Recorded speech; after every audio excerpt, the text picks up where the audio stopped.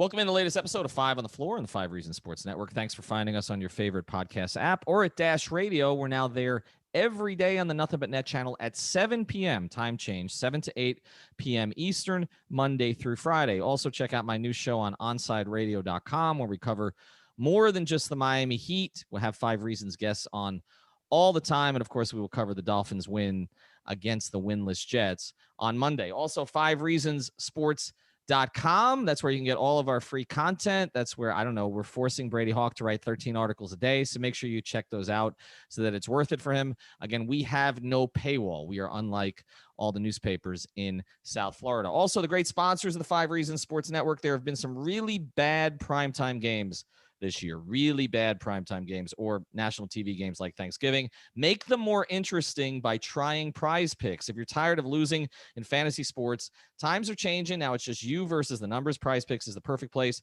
for you, whether the injury bug ruined your season-long team or your seasoned vet in the daily fantasy space. On Prize Picks, you simply select 2, 3, or 4 players. They can be from opposite teams or teams all over the league and predict if they will go over or under their fantasy projection. You can do this for college football. You can do this for NFL. You can do this for college basketball. You'll be able to do it for NBA when the NBA comes back. Prize Picks gives you the chance to win 10 times your money for getting 4 predictions correct. Entries are so simple, they can be made in less than 60 seconds. Sign up today in time for the Seahawks-Eagles Monday night game. Use the code 5, F-I-V-E, to get a 100% match on your first deposit up to $100. Prize Picks, truly daily fantasy simplified. Again, prizepicks.com, the code 5. And now, today's episode. 1, 2, 3, 4, 5 on the floor. Welcome to 5 on the Floor, a daily show on the Miami Heat and the NBA featuring Ethan Skolnick with Alphonse Sidney, Alex Toledo, and Greg Sylvander. Part of the 5 Reasons Sports Network. All right, Ethan Skolnick back on 5 on the Floor. We're back from a little hiatus. Here's today's floor plan. It's me, it's Alex Toledo, and also at the end of the episode, it's going to be our friend and sponsor, Eric Brown. We're going to do a new segment called Value Plays. He's a real estate agent, but also has a business background. We're going to get into some of the specifics of the salary cap, his views on the Bam extension, so stick around for that. That's something we're going to do here semi-regularly. He's at 5reasonsrealtor.com. All right, Alex, let's get to today's topic. We talked about the Eastern Conference and improvement or regression among the 6 other top teams in the East along with the Heat. Now we're going to put the Heat in the larger context of the league. And we're going to ask one question, and we're going to break this thing down, so don't give away the ghost completely at the beginning, okay? We're going to try to make the argument that the Heat, coming off a finals appearance in which they started as a 5 seed, are a top 5 team in the NBA coming back into this season. All right. So you and I, we went through a list beforehand. We got this thing kind of tiered off. Let's start here. Is there any argument right now from you that the Lakers are not, after winning the championship, after coming back with a much, in my view, better roster than they had last year, is there any question that they're the top team in the NBA? I don't think there should be. But it's interesting, right? Like, I think it's in a pretty healthy place overall. As far as when you talk about the Lakers and their improvements, I think there's no doubt that you can say they improved in pretty much every aspect that they could have given the resources that they had, right? And I think, they got 3-and-D guys. They upgraded their bigs for sure and getting Gasol and Montrezl Harrell instead of Dwight and JaVale McGee. They got Schroeder, a guy who could actually defend and shoot and actually create and do stuff on the ball so LeBron doesn't have to do it all the time. So, yeah, they should be the favorites. But at the end of the day, oh, my God. At the end of the day, the Lakers can be unseated. I don't think of the Lakers I just had my first sip of Biscayne Bay Brewing, our sponsor, the official beer of the 5 Reasons Sports Network, which is now sponsoring your end of the days. We're at 1. Go ahead.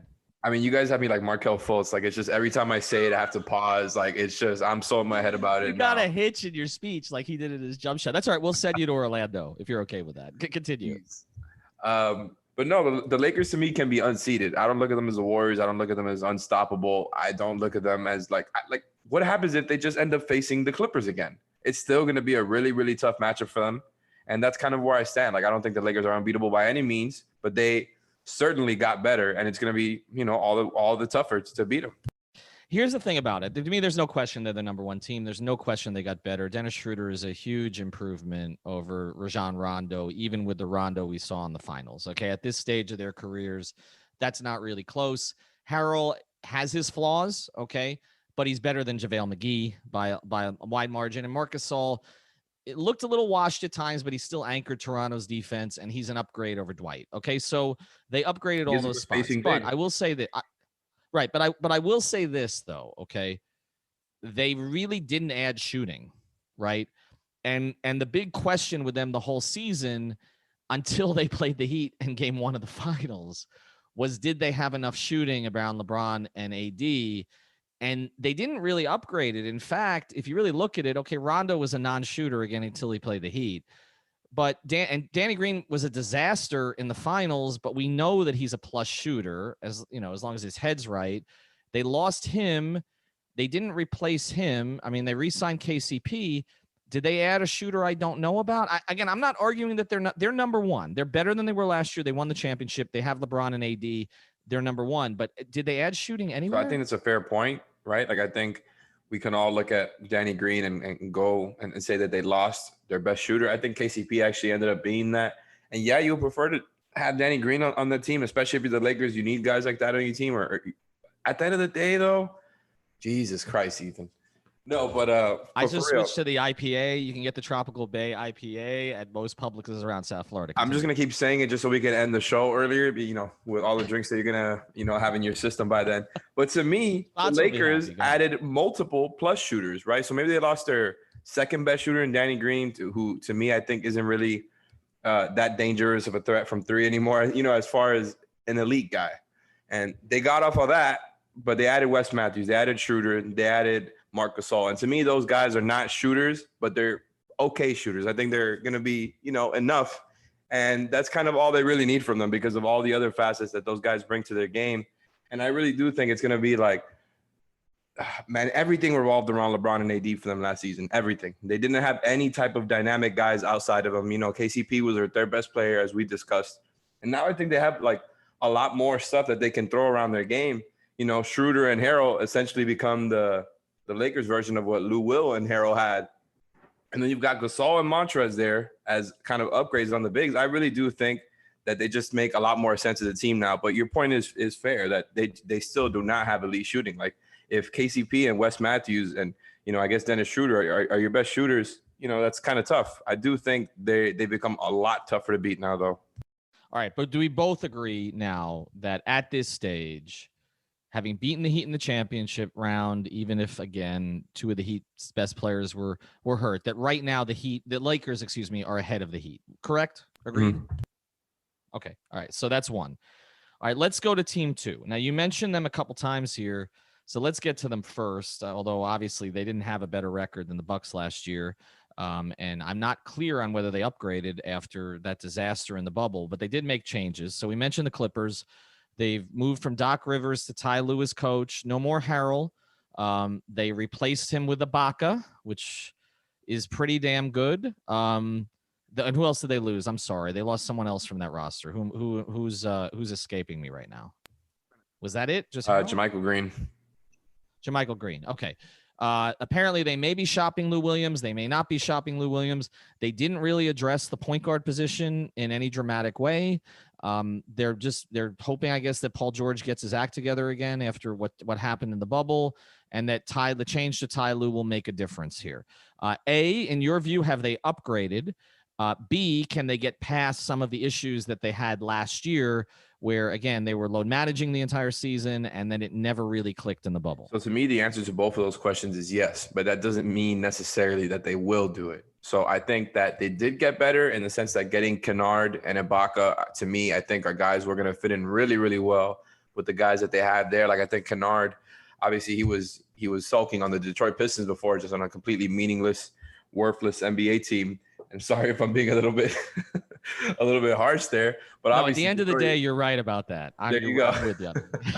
Take a sip, but Kennard for real, he's good. He can handle a little bit. He can shoot very, very well, and he's kind of like he's a poor man's Tyler Hero. I think he kind of has a lot of similar stuff to his game that Hero has in the sense that he can handle a little bit. He can run a pick and roll. He's not a point guard, but he gives him somebody else who can handle a little bit. I think Ibaka and Hero are obviously different players. Ibaka's probably an upgraded for what they needed. And I think now they can put up some pretty interesting lineups. You know, you can probably run Kawhi, Paul George, Ibaka as your front court with Kennard and Lou Williams, just as an example. That's pretty damn dangerous. Obviously, those two guards are guys that other teams would target there, but that's just a really hard lineup to guard. And I think they've got other things that they can do. Their depth isn't as strong as last year. So that's my one thing. And I think they're still probably a trade away. But if you told me right now that they went up against the Lakers, and as I kind of alluded to before, I think that's still pretty 50-50. Like, I would probably still lean Lakers because of what they showed and because of LeBron. But when you just look at those two rosters, I still think that's a pretty even matchup, more or less. Here's my question about them and the coaching change. Okay, so I think one of the reasons I thought they could be better this year is because I thought Doc babied that team too much, okay, and never pushed them enough. But Ty Lue is, I mean, usually when teams go from one type of coach, fire one type of coach, they go to an opposite type coach. But Ty Lue's history in Cleveland, and look, it resulted in a championship. Okay, LeBron, obviously had a lot to do with it. But Ty Lue's approach was very hands-off, very player-oriented. Like, he's basically, in a lot of ways, a Doc clone, right? So do you think that they actually will be pushed more this year? Because if they're going to do the load management thing, I get it to a certain degree for Kawhi, but I thought it was a big reason the chemistry didn't come together in the postseason. Yeah, I mean, I wouldn't know too much about their internal concerns as far as Doc's chemistry with the team, and as far as Montrezl Harrell leaving, how that affects the whole thing versus Ty Lue. But from what I've heard, from other reporters, and I know for sure you would know better than me, given your experience in Cleveland, is that a lot of guys like Ty Lue, and there's some talk that Ty Lue is somebody who will hold stars accountable, and that he's kind of notorious for holding LeBron accountable at times in Cleveland. And I don't know how much of that you can confirm, but I think it's interesting because it seems like they were all kind of in for that. I think Ty Lue also did a pretty good job in Cleveland with the offense when he did get the reins there. And I think that's something that would be interesting to see with the Clippers, because we know Doc Rivers is historically not a great offensive coach. And I think now that they've got Kennard, who is another, good option on that end of the floor, and Ibaka, who's just going to be spacing for the stars, like, I wonder if they're going to have a cleaner, better offense, even without that point guard. So I think that might be, to me, what the interesting part about it. You make a good point about he was able to hold LeBron more accountable than Blatt did because there was a respect factor there. So if he yelled at LeBron, that's how reporters were saying it. Well, of course, but if there's a clip, look, the Clippers have smart people in that organization. It's not a dumb organization. Jerry West is still involved. Lawrence Frank is still involved. They obviously did the research internally, and I guess must have realized that there was a better chance of Kawhi and Paul George responding to Lue than there was to Rivers, and so maybe they will. I don't know necessarily that Kawhi needs to. I feel more like Paul George needs to, but it feels like they need someone to get in Paul George's head, okay, because that was it's not a talent thing. It's more of that. But my big concern with them, and then we'll put them up against the Heat here, and the Heat were competitive with them twice last year, but lost both times. My big thing is they still don't have a point guard. I mean, Pat Beverly is not a starting point. I mean, for all the theatrics, I mean, he's at this point, to me, he's an eighth man, okay, that you bring off for point of attack defense, but he's not someone you want running your team, right? Like, so that really wasn't same level players like Avery Bradley. Well, Avery Bradley would have been fine. I mean, he's from, but yeah, limited defensive guards like that. I agree with you.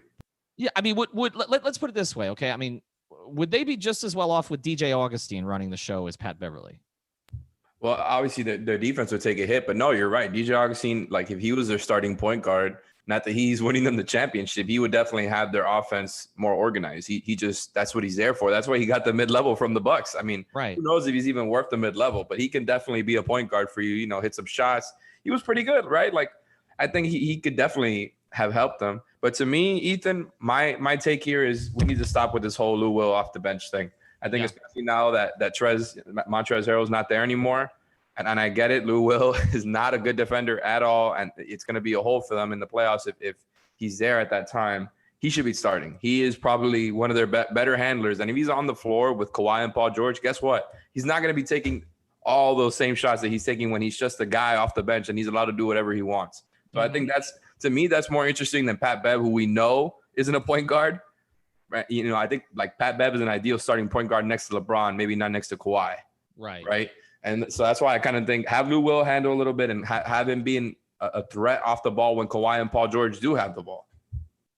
That's a good point. I just wonder now that you're taking Harrell off that bench and if you're going to have enough scoring, because Harrell was providing a lot of that too if you take Lou Will off. But I get it.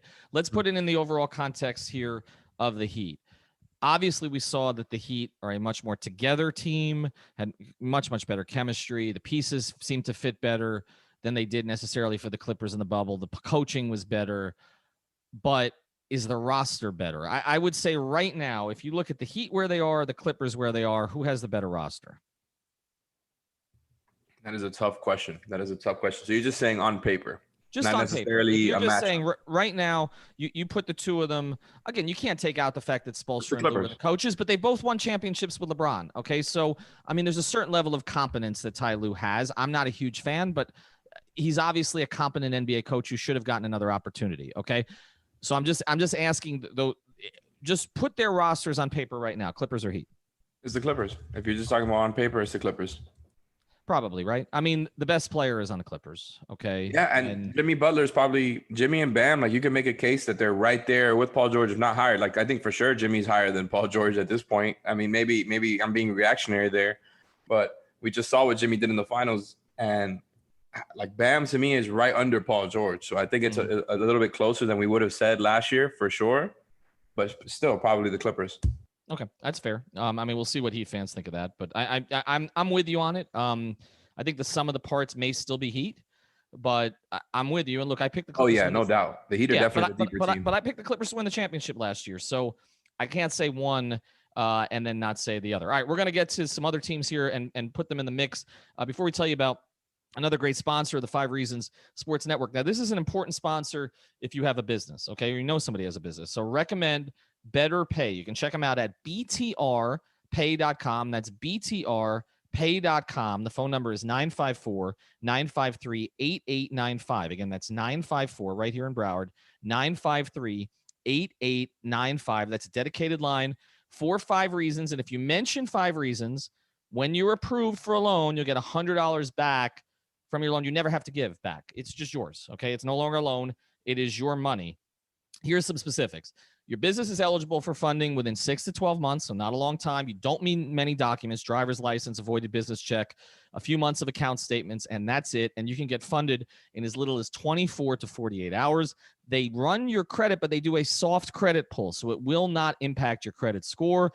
You don't have to pay for an application fee. There's no collateral required. So really, I mean, what is the issue? Just check them out. And you can request anywhere from $5,000 to $500,000 for anything from new hire and payroll to moving and remodeling to equipment and inventory to bills and utility to marketing. So again, check it out, btrpay.com. That's btrpay.com. The phone number is 954-953-8895. All right, let's get to the next one. Now, again, we're trying to see if the Heat fit here in the top 5. We have the Lakers and Clippers ahead of them. So let's talk about the controversial one. The Bucks roster, as it currently stands, better than the Heat, same as the Heat, worse than the Heat. Man, you're starting off with the question. I see how you're doing this.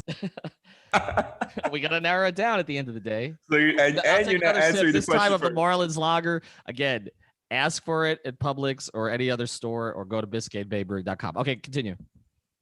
Man, you not answering the question first is a pro move. That's how I know you've been in the game a long time. I'm going to say Heat. I'm not falling for your trap. I'm not going to go over here and say the Bucks. I will not do this. I'm going to say the Heat. This team just beat them in 5 games in the second round. And like I said on the other podcast, I think all the pressure is on the Bucks to prove that this is the better roster. I do think I'm still firm on the stance that they upgraded. They're going to be tougher in a series. And I think it won't be a 5-game series if they do play again. I would still have the Heat, though. And I think maybe on paper you could argue that they have the better roster. I'm not falling for your trap, though. I'm picking Heat. All right, that's fair. But then if we're going to do that, I got to take you to the next one because the next team I was going to take you to was the Celtics. Is the Heat roster better? Because I have a second question after I ask you this one. Is the Heat roster better than the Celtics roster? And we discussed it on the previous podcast. Tristan Thompson in, Jeff Teague in, Gordon Hayward out, Wanamaker out, not a lot of other changes. Okay. Is the Heat roster better than the Celtics roster? Yep. I am not scared whatsoever of the Celtics' lack of depth. Their best player to me is not as good as the Heat's best players. And you know, they showed that in the series that they played. It was a very good series, right? I'm not acting like this would be a very quick series if they were to play each other again. But because of what just happened, like I can't pick these rosters over the results. I guess it's too simple. And I guess we could really break it down. But Jimmy and Bam, to me, are more of an impressive duo than what I guess Tatum and Kemba or Tatum and Brown. Mm-hmm. So honestly, the whole thing to me is like, yeah, the Tristan thing is important for them. They needed a guy who could rebound, could play defense with some size. I think that's going to help them. And it just got announced today that the Gordon Hayward thing with Charlotte became kind of like a sign and trade, where essentially the Celtics got this ginormous trade exception.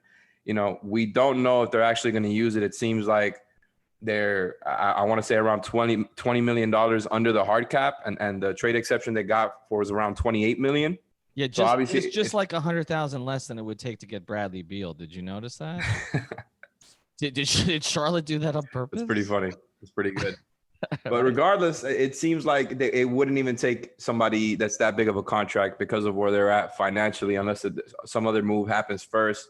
I guess if they absorb in another big contract, like let's say if they absorb Oladipo or LaMarcus Aldridge or some other star that's available out there for a big number, you know, maybe that makes them more tougher to beat.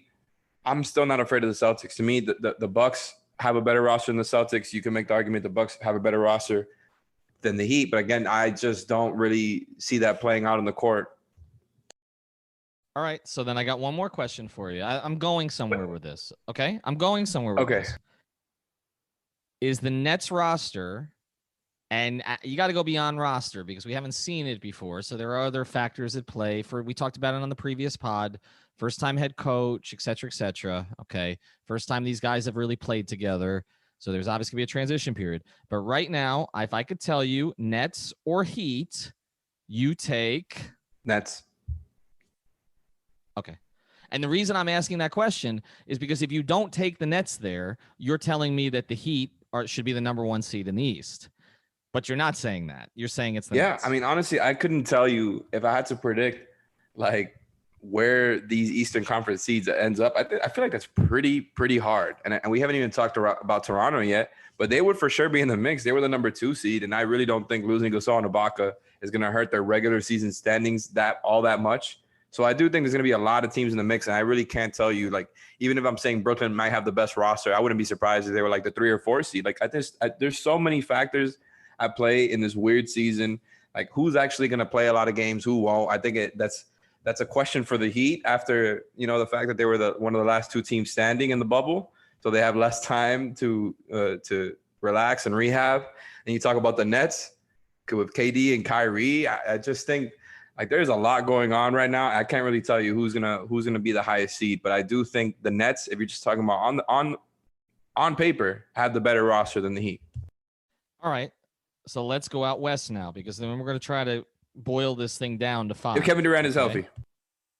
If Kevin, of course, and I get that, and I think the expectation is that he will be. So I would expect that. I know there's concern about how he comes back from Achilles. Adams talked about that on some of our episodes, but again, I think if anybody can, he will, and I do think his game is suited in a way that he's going to be fine. He's still going to be a lethal jump shooter, and you know, he just sees the game better than just about anybody in the league other than LeBron. I think he's going to be fine. But let's get to the West then. Okay, we've mentioned the Lakers, we mentioned the Clippers. We both agree that on paper they look better than the Heat. Is there another team in the West? Okay, now here are some options: Nuggets, Jazz.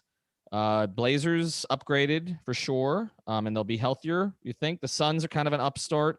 The Rockets have added a couple of pieces. Christian Wood obviously didn't do anything with Harden and Westbrook. They lost Covington. They added Boogie on a flyer. The Warriors, of course, have Curry coming back, but not Clay. And then, of course, they used their first pick on Wiseman. Any of those teams, give me any that you would put ahead of the Heat in this first tier. So we're just talking about roster here. talking about roster and projection to a certain degree. I mean, I think it comes into it. I don't know. I think the only one that you could really make a case for is Denver. I think they've really shown a lot in the regular season and the playoffs. But the fact that they lost Jeremy Grant to me is a loss. I don't think that necessarily swings them from one tier to the other. But I do think it's I guess adding JaMychal Green, like we mentioned before, from the Clippers is a solid replacement for Jeremy Grant. But he gave them another big wing defender, and you need those guys when you're talking about going up against the Lakers and the Clippers specifically. So that's why I don't really take them as seriously as maybe I did last year. And even then I didn't take them as seriously as the Lakers and Clippers. And obviously I was mistaken there. So I think they took a little bit of a loss, but to me, they're that team. I think we got to give them the respect after what they've done the past couple of playoffs, just kind of always surprising us. I'm with you. I think that would be the one. I don't know if they have a better roster than the Heat. I don't know if they do, but I think they're the one we can at least talk about. I think when you look at the others, I don't think the Jazz do. I think the Blazers potentially could, but again, we got to see we got to see health there and some other factors. I like the Covington acquisition. I do think that addresses a big need for them, but I'm not ready to put them there after they technically missed the playoffs this year. They made it because of the bubble, but they technically were going to miss it. The Suns are not there yet. Chris Paul will elevate them, but maybe to the OKC level of this past year. I don't think that elevates past the Heat. And the Warriors, it's a weird deal. I don't know. I mean, I think, with Curry and Draymond and Wiggins or whatever they get for Wiggins, and if they get something from Wiseman, but Wiseman's going to be raw. Again, no summer league. I don't really love a lot of their other complementary pieces. So I'm with you that it would be the Nuggets. All right, so if we've agreed on that, the only other place we can go here as we try to narrow this down, would you put the Raptors or the Sixers or the Pacers ahead of or even equal to the Heat?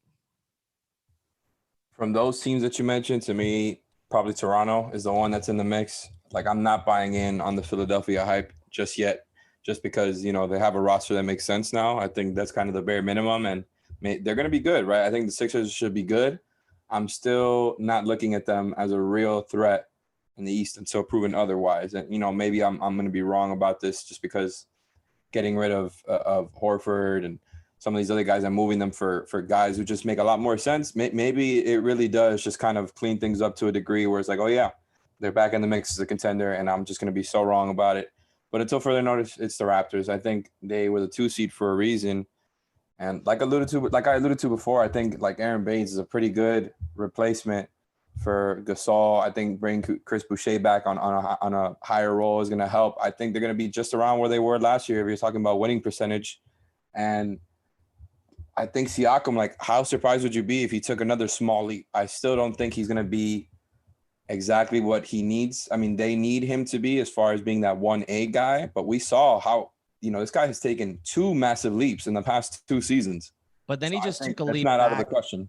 Right, but then he took a leap back in the bubble. That's my question, right? That's true, but I think it's because of the really bad in that series. And it looked to me, sometimes you say it's matchup, and maybe some of it was matchup, but he looked incompetent. Like he looked, to me, he looked worse than Paul George. Like, he was the most disappointing all-star in the playoffs. He gave them nothing. Like, literally watching him play the Celtics in those overtime games, and I was tweeting like, you got to get him off the floor. No, he was bad. He was really, really bad. But to me, the Paul George thing is like, to me, that's a lot worse because Paul George has been around the NBA playoffs for so long now. And Siakam obviously won a championship last season. So I'm not going to sit here and act like he doesn't have big-time playoff experience. But to me, that role that he was put in and against that team where they just have so many wing defenders, and specifically like, Jaylen Brown and Semi Ojeleye and Jason Tatum, and they just had so many guys that are wing defenders his size and with his strength. And they really they figured out his game. And I think he's got to develop some new counters. And I think once he figured out that they figured out his game, he kind of got in his head about it. Like, I really don't think he is the player that he showed in the bubble at all. I still don't believe that he's the 1A guy. So I think that role in the playoffs, he would need to take another massive leap to be that guy. But I do think the guy that we saw in the regular season is a lot closer to who he is, and he might just be a little bit better than that next season. All right, I'm going to tell everybody a little bit more about Biscayne Bay Brewing, and then we're going to look. It looks to me like we've got 8 teams in Tier 1, so we'll do a final breakdown here in a second. But again, you got to check out Biscayne Bay Brewing. We got the Tropical Bay IPA. You've got Marlins Lager. They're both great. I got a bunch of them here. I got to spread them out to the rest of my group. But this is the independent brewery in South Florida now. This is the only one. I know there were others. They've been bought out. This is the one that represents South Florida. They're the official beer of Inter Miami, of us, and of course also of the Miami Marlins, hence Marlins Lager. Eventually, hopefully there will be a 5 Reasons beer. We'll have to decide what that will be called. Maybe it will be 5 Reasons at the end of the day. We'll see. But make sure you check out Biscayne Bay Brewing, the official beer of the 5 Reasons Sports Network. And as soon as COVID's over, we're going to be doing a bunch of stuff with them, watch parties, jinxing the Heat, all of that good stuff. All right, let's get to it. We've got 8 teams, according to what you've given me here. Lakers, Clippers, Bucks, Celtics, Nuggets, Nets, Heat, Raptors. Okay? To be considered a top 5 team, we got to get 3 out of the way. Okay? Lakers and Clippers, we're not taking out of the way, right? No. We agreed on that. Okay. The Nets, according to you, not taking out of the way, right? I don't think you can. I think that there's such an X factor. I don't think you could just take them out right now. Okay. Celtics, you're taking out of the way, right? At least compared to the Heat. Yeah. Nuggets, you taking them out of the way? Yep. Raptors, taking them out of the way? Yep. Bucks, taken out of the way? Nope. Okay. Lakers, Clippers, Bucks, Nets, Heat. Is that our list?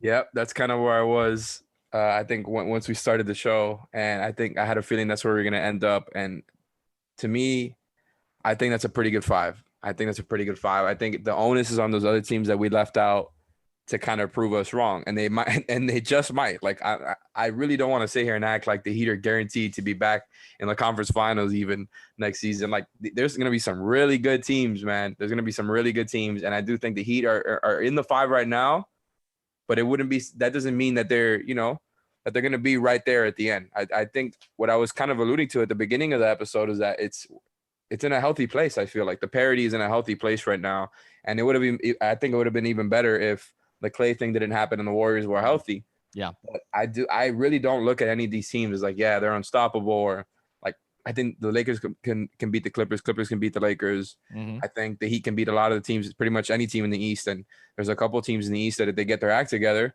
can beat the Heat for sure. And that's why I think like I'm pretty excited about it. I'm excited about the season. I think the parity is an even better place than it was last season when that was kind of a talking point. All right, so that we got it. We got the Heat as a top 5 team, at least for now. Again, I think the Warriors would have been in that tier if Clay doesn't get hurt, but it happens. So are you in the same place as far as those back. 5? Yeah, I think so. I mean, I'm a little wait and see with the Nets, but I do think the Lakers, Clippers, and Bucks, just on paper, are the 3 best teams. I think you have to put the Heat ahead of the Celtics because of what they did to them in the postseason. I think they're ahead of the Raptors because, like you said, I don't think they have a number 1. I think they have a bunch of guys who can elevate to number 2. Van Vliet. I think Siakam is a high-end 2 if his head's right. I think that I think Anunoby could eventually be a 2. I don't think they have a 1, and I don't know that it's on their roster. I don't know the leap that Van Vliet can make from the one he's made already. There are limitations with him because of size and other factors. And I wonder if Lowry, who I think has been the ideal kind of 2 for a long time, and the Raptors' problem was when DeRozan, they didn't really have a 1, right? But then with Kawhi, they did have a 1, and then Lowry was the 2. I wonder if Lowry slips back to a 3. I mean, he's got a lot of wear on his body. I think they're going to have to protect him a little bit more. So I don't see a 1. I think the Heat have a 1, and I think they could have 2 1s. And so I got to put them ahead. So I have Lakers, Clippers, Bucks, Heat, Nets in some order with those final 3 in the East. And I think what's interesting is you and I both have 3 East teams up there. And I think the Nuggets are deserving, but they had some struggles in the regular season this year, and I need to see Murray do that over a full year. But can I ask you one question before we finish this? Mm-hmm. So we both are kind of considering the Nets in there because of Kevin Durant and Kyrie Irving, but mostly Kevin Durant. But let's say we had to switch out that X Factor team, the Brooklyn Nets, for one more team there. Would it be Denver or would it be Boston for you? I think it's Denver. I think it's Denver, but I also think I look at the second tier teams, the Jazz, the Blazers, the Sixers, not so much the Pacers or the Suns. I don't think the Suns are there yet, and I don't think the Pacers have the top end talent. The Rockets, I think a little bit, but the Warriors, I think if Curry just has one of those seasons, I could see those teams kind of getting in the mix, and that's why I'm with you that there are a couple of tiers here, and we're probably forgetting somebody for that tier too. But I think there are a couple of tiers. I mean, the only team that was really competitive last year that's completely dropped out, intentionally so, is OKC. And they've kind of been replaced by Phoenix. New Orleans is not there yet, but there's a lot of talent. At some point, that thing will come together. It may not be this season. And so I do think there's some really compelling teams out west that we can talk about. But I do think top-end talent, Lakers, Clippers, Bucks. And then I think you have the Heat right there. And again, in the playoffs, they're still in matchup nightmare for the Bucks. And we just saw what they did to the Celtics, and I think the Celtics got worse. So I think they're right there. Sorry, we'll get into this more as we go forward, but we're going to give you a little bit more in this episode. I had a chance to speak to Eric Brown, who sponsors the 5 Reasons Sports Network. If you want to sponsor us, please reach out to me by DM or our sales folks, Carlos Jorge or Matthew Perdomo. Obviously, you hear the sponsorships around the network. We really appreciate that. That's what keeps us going. That's why we don't charge you for anything. But Eric also happens to be a huge Heat fan. And so we started a new segment called Value Plays to kind of get into some of the finances of this sort of stuff. And I thought it was an interesting conversation. So that comes up now.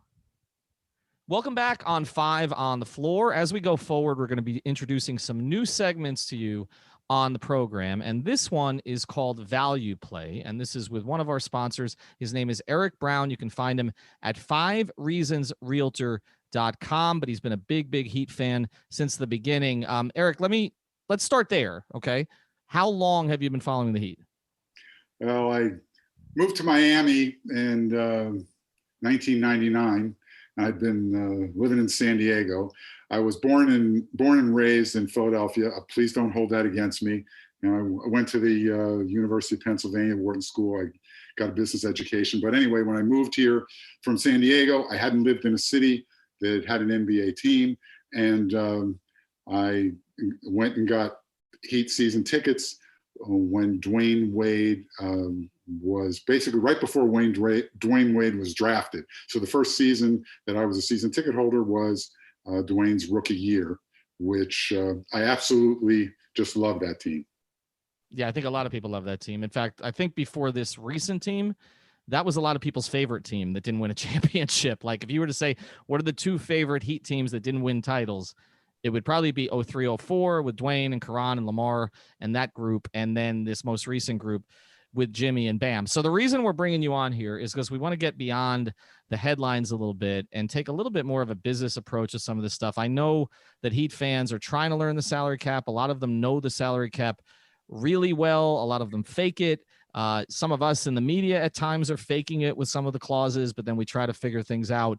But you had some thoughts watching recent free agency and sort of how we could apply it to the Heat situation. Well, the first thing that I'd like to comment on is that you and I had a conversation right after the season, and where I told you that as someone who represents clients for a living, and I have a fiduciary responsibility to them, I told you I couldn't see any way that Bam's agent was going to allow him to do anything but sign that extension. Ultimately, it's the client's decision, in the end. But 99 times out of 100, for instance, if I explain to a client that why it's not in their best interest to buy a property that's located between a crack house and a hazardous waste dump, they're going to listen to me.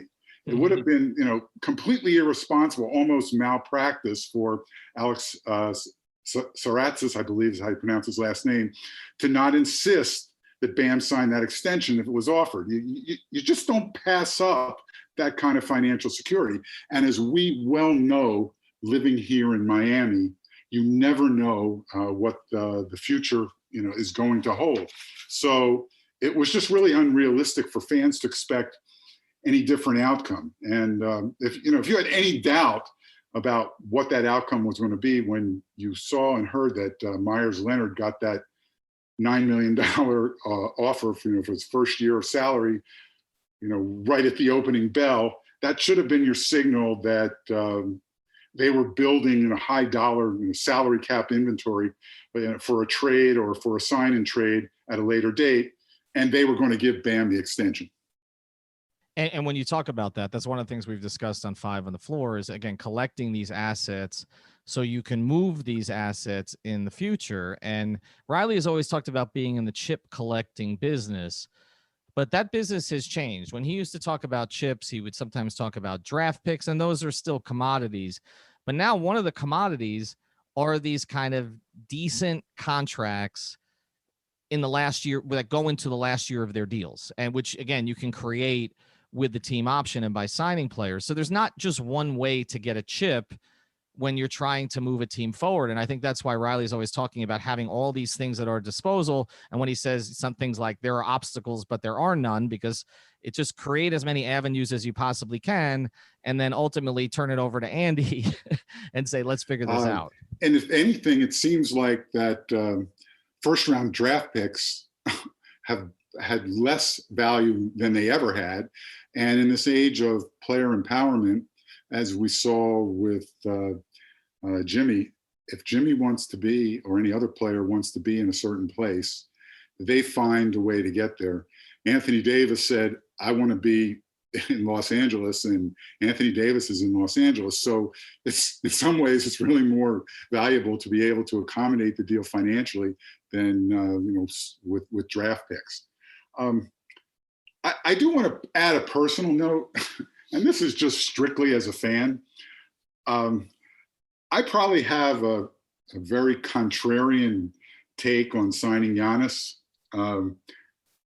I really wasn't crazy about him coming here. I mean, quite frankly, I didn't really want him to come here. My own personal preference as a fan and watching basketball, I much prefer when the Heat's number one option is really one of their own. I enjoy rooting, for a team that's more organically grown and that I've been able to develop an emotional connection with. As we just mentioned, I love that team with Wade and Karan, and I mean, they won a championship, so you can't really argue with it, the result, but I really didn't want them to trade those guys for Shaq. And likewise, I mean, I like that championship, watching that. I went to those games. I was a season ticket holder. It was fantastic. And likewise with LeBron, when LeBron came here, hey, I went to the games. I went to all the playoff games. I saw everything. I really, I enjoyed going there. But there was a higher level of enjoyment that I would have had if those players were, so-called our players. Shaq was a Laker. LeBron was a Cav. So they weren't really Heat players. And I just, Giannis coming here, Giannis is a Buck. He's not a Cav. Tyler Hero, is a member of Heat.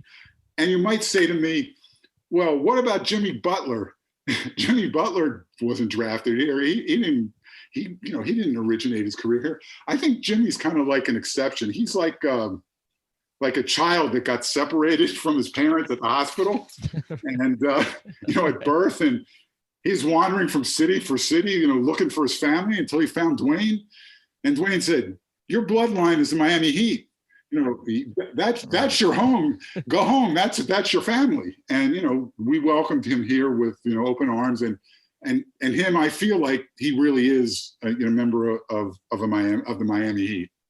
Well, that's the crazy thing about it, Eric. You're right. I mean, in a sense, he always did belong here, but they could have had him in the draft. That's the crazy part. They actually traded over the spot that he was picked to take Norris Cole. So it's like they were this close to getting a guy who, if they'd gotten him, would have been perfect behind LeBron and Wade on those teams and developing as a player, and he would have been in the right quote-unquote culture. He ended up in Chicago, had some success, but obviously Minnesota and Philadelphia didn't fit. I think a lot of fans do agree with you. There were a lot of fans I remember in 03-04 that were not thrilled with the Shaq trade. Obviously, it gained bandwagon fans because you're always going to get those. But I do think that a lot of people wanted to see the team grow organically, and that's why people get attached to players like Tyler Hero, to Duncan Robinson, and to others. They don't want to see those players go because, like you said, they feel like they're theirs. And that is always this push-pull with Riley because, Riley's going to bring you players that you're interested in, and then sometimes he's going to flip those players, whether it's now Glenn Rice wasn't his, that was before him, but he traded him. But whether it was Karan, whether it was, finding a home for Odom, right? Where he didn't find a home with the Clippers, he did here, and then moving him off. Josh Richardson is another example. And then Hero or Robinson would be other examples. You had some thoughts, though, also on Duncan Robinson as we kind of look ahead to his free agency. Speaking of homes, I was reading where Barry Jackson reported that Myers Leonard was moving out of Hassan's house, partly because, the rent was going up. Well, I think Duncan Robinson next year is going to be able to afford pretty much any home he wants, based on what I saw happen in free agency here over the last week. Two players in particular, Joe Harris with the Brooklyn Nets and Davis Bertans with the Wizards. Harris signed a contract 4 years, $72 million, and he's got some kickers, could even bring it up to $75 million. And Bertans, 5 years, $80 million. Bertans, just by comparison, and this is what we do in the real estate business all the time. We're always comparing homes. So it's, this analysis is, it's very comparable to, what, player agents are, are going to do. Bertans is 28 years old. And last year he shot 42% from three. And, he's getting this, huge contract of $16 million. Harris, 29 years old, and shot 42.4%, from three. And neither one of them are particularly good defenders, and they're older. I mean, what's Joe Harris, going to look like in, at 32, 33 years old? Bertans at 32, same thing, and with those contracts. Compare that to Duncan. Duncan shot 44.6% from threes. He's 26 years old, so he's younger than both of them.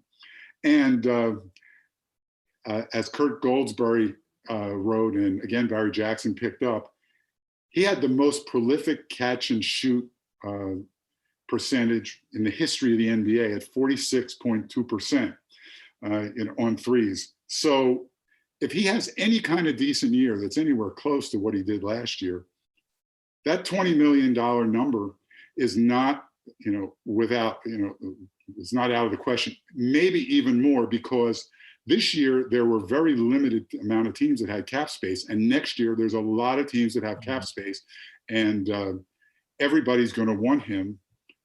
That everyone needs shooting, and the Heat aren't really going to be able to afford to let him go. Yeah, that's a good point. And obviously there are going to be a lot of teams that are clearing the cap space to get one of the top 4 or 5 or 6 players. And some of those players, like a Kawhi, may stay put, and others, or Giannis for that measure, he may actually do it now. And then others are going to go to other teams. And so what ends up happening then is teams then end up overpaying. We kind of saw that this year a little bit. The one team that had cap space, the most cap space, was Atlanta. And they spent it. They spent it on Gallinari, and they spent it on the offer sheet to Bogdanovich. They got both. You could make a good argument that they got a lot better, that they're a potential sort of low-end playoff team in the East. But you can also say this really wasn't the year to have cap space, because you got Gallinari and Bogdanovich. You didn't get Giannis, and it's just a different situation. Well, Eric, we appreciate it. Let's get into a little bit of how people find you, and you can do this kind of work for them in the real estate business. You can find me at 5reasonsrealtor.com. Or you can call me at 305-967-9089. Either one is fine. If you want to, talk about real estate, or you want to talk about the Miami Heat, either one or both of those subjects are absolutely fine.